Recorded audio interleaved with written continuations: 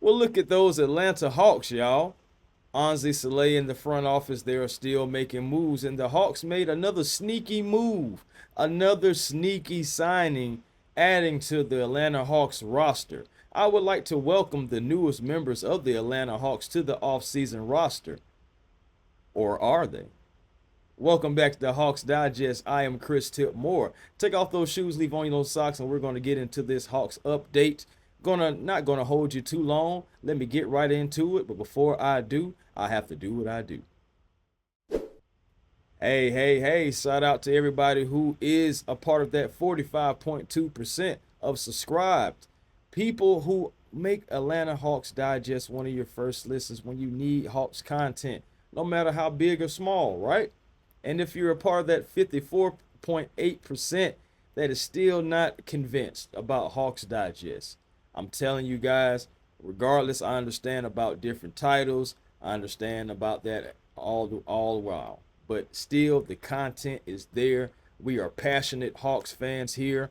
Me, myself, and Walter Pollard, originally from Atlanta, GA ourselves. So we are heavily invested, and we hope that you guys will join us and be a part of the family. All right, fam. Now, this young man is Javon Johnson.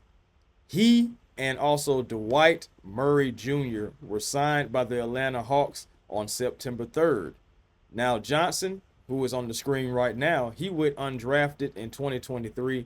He did play some college ball in Troy.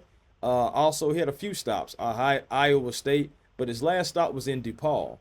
And he spent most of his professional career in the G League so far, playing with those Warriors, the Santa Cruz Warriors, the G League affiliate. And he also had a brief stint in Puerto Rico as well. But let's get into what he did with those Santa Cruz Warriors. He made 49 appearances, and he averaged 13.8 points, 3.6 rebounds, 1.4 assists, in about 27 minutes per game. Shooting lines were 41%, 37%, and 91%. Of course, that's from free throw line. So the College Park Skyhawks made a trade. That's the Atlanta Hawks G League affiliate, for those who don't know. They acquired the 26-year-old Johnson and his rights in a three-team trade that involved the Salt Lake City Stars, who is the G League affiliate of the Utah Jazz. Now, as for my other guy, Mr. Murray, we have another Murray, and I had to use this picture because he's a familiar face. But let me tell you more about him. So, as for Murray, he went undrafted as well, but he did play some ball for the KK Monarch, and they are in Ontario. And he also spent some of his season last year with the College Park Skyhawks. And I remember seeing him. He was out there because I went to a couple of College Park Skyhawks games. You know, I got to support the guys over there as well. But he started 29 of 43 games with the College Park Skyhawks, and also he's a Georgia boy.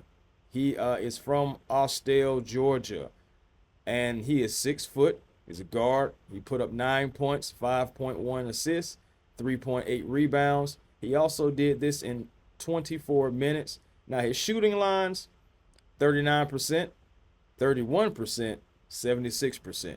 So you would definitely want those shooting lines to go up just a little bit more, but ultimately, you were originally thinking when these guys were made, when this move was made by Onsi Saleh in the front office, that the Hawks would officially had 20 players under contract.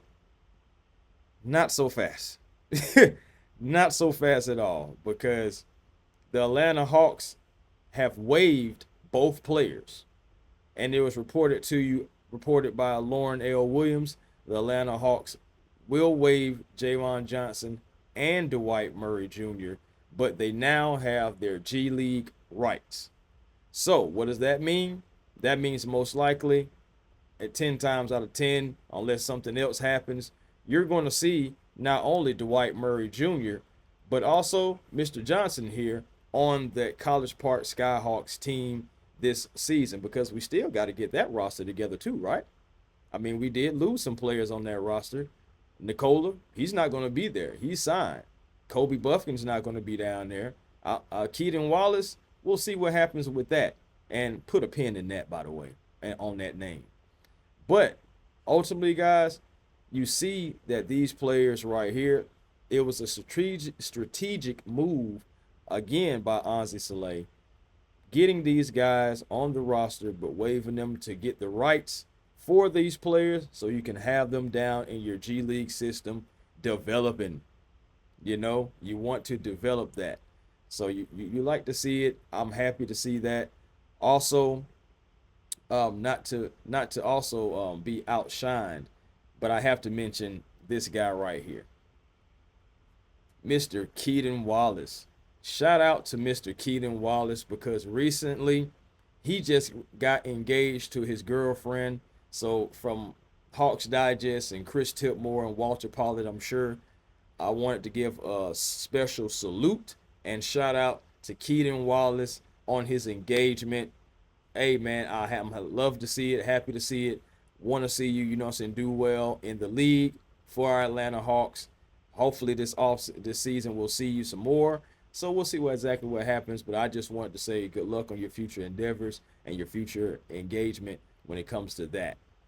But guys, this has been also a very interesting offseason for our Atlanta Hawks when it comes to guys like Kristaps Porzingis, Zaccharie Risacher, Vit Krejci.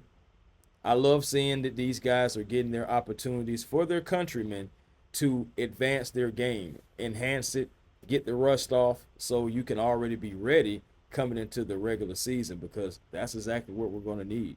I mean, am I lying? I don't think so. So we're going to need all three of these guys because they're all going to play a different role. But I'm telling y'all, guys, and I'm pretty sure Walter has been telling you guys it's the same thing.